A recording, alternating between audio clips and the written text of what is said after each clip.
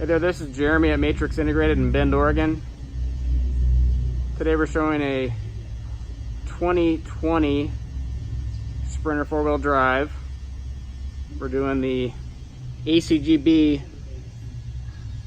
fuel tank upgrade from France. So the factory tank on the left, 24.5 gallon. ACGB tank on the right, 48.9 gallon. So almost double the tank size. Gorgeous aluminum tank from ACGB. Fits right in the factory location. I'll show you that here on this van.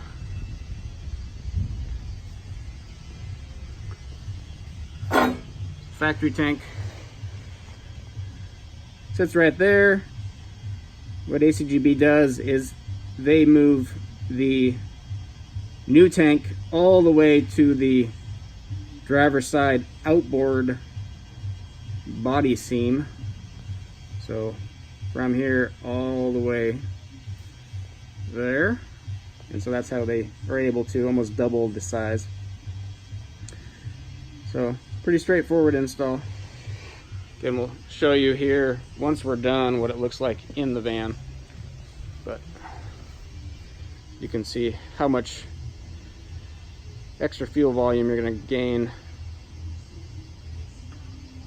allowing you to go much deeper into the backcountry without having to worry about carrying fuel jerrys or anything. Just have one extra large tank. Something to note on these is that the van should have, it's best to have the J51 option, which is the auxiliary fuel tap, which allows the fuel gauge in the instrument cluster to read off the actual fuel level. Now, if the van doesn't have J51 option from the factory, we can recode the vehicle to have J51. It's just a little extra cost. But that's optimal to either have J51 or recode the van with J51. So again, we'll show you here in just a little bit once the new tank is installed. Show you another video, and if you have any questions, let us know. www.matrixintegrated.cc. Thanks for watching.